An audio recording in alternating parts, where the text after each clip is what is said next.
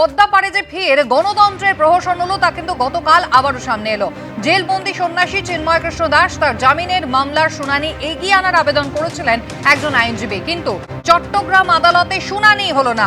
আইনজীবীর ওকালতনামা না থাকায় আবেদন খারিজ করে দিল চট্টগ্রাম আদালত। আর তার ফলে আপাতত জেলেই থাকতে হবে ইসকনের সন্ন্যাসী চিন্ময় কৃষ্ণ দাসকে।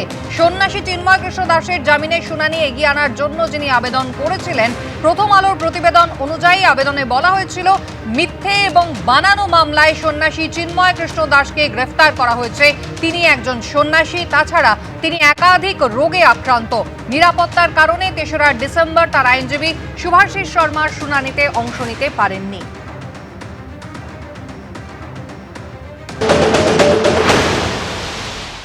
আগে কেউ আইনজীবী দাঁড়ালো না ওনার পাশে। আজকে আমরা আবার দেখছি কি এরকম আবার ওনার শুনানি হলো না, তো এটা খুব আনফর্চুনেট। আমরা জানি কি 2 জানুয়ারি ওনার নেক্সট ডেট আছে। ওদিন কি হবে ওটাও সবাই অপেক্ষাতে আছে। গভর্নমেন্ট তো বলছে কি আমরা আইনজীবীকে সুরক্ষা প্রদান করব, কিন্তু যখন অন্য লোক হুমকি দিচ্ছে কি আইনজীবী কেউ আসলে দাঁড়ালে আমরা ওকে হানি পৌঁছাবো, তাহলে কে আসবে? তো যারা এরকম হুমকি দিচ্ছে ওদের বিরুদ্ধেও একটা স্টেপ নেওয়া দরকার।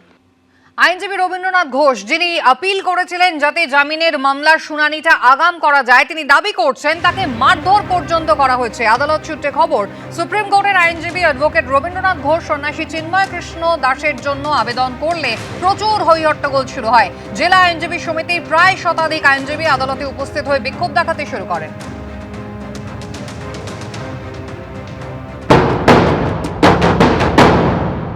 যদি আজকে পুলিশ প্রশাসন না থাকতো তাহলে তো আজকে আমি মনে হচ্ছে আমার জীবন এখানে শেষ ফুরিয়ে যেত। আমি আক্রমণের শিকার হয়েছি ভিতরে, যখন আমি ছিলেন আমাকে একটা ঘুষি মেরেছে, এটা তো আক্রমণ।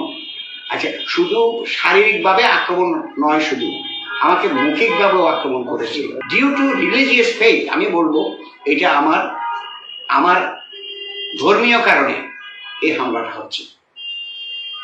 That should be stop in our country, আমি মনে করি। আর এদেশের রাজনৈতিক মহলে তরজা কিন্তু তুঙ্গে। বিচারকদের উপরে আক্রমণ কিংবা চিন্ময় প্রভুর হয়ে আদালতে আইনজীবীদের সওয়াল করতে না দেওয়া, গণপিটুনি দেওয়ার কথা যে দেশে বলা হয়, সেখানে বিচার ব্যবস্থা কতখানি তাদের মনের রায় দিতে পারছেন আর কতখানি ভয়ের থেকে রায় দিচ্ছেন, এই নিয়ে প্রশ্ন তো এখন বাংলাদেশের অভ্যন্তরেই উঠতে শুরু করেছে। বাংলাদেশে যে পরিবেশটা তৈরি করা হচ্ছে তাতে বিভাজনের শক্তিটাকে পুষ্ট করা হচ্ছে। মৌলবাদী শক্তির হাতে পড়লে একটা রাজ্যের বা দেশের কি চেহারা হতে পারে সেটা বাংলাদেশ দেখলে স্পষ্ট হচ্ছে। বাংলাদেশের এই ধরনের অদ্ভুত এবং দুর্ভাগ্যজনক কাণ্ড কারখানাগুলো থামানোর দায়িত্ব হচ্ছে কেন্দ্রীয় সরকারের। তারা দিল্লি থেকে যোগাযোগ করবেন, দিল্লি থেকে চাপ দেবেন, দিল্লি থেকে কথা বলবেন, দিল্লি থেকে পদক্ষেপ নেবেন, কিন্তু সেগুলো কেন্দ্রীয় সরকার করছে না। কিন্তু এখানে আমাদের কিছু বলার বা করার নেই।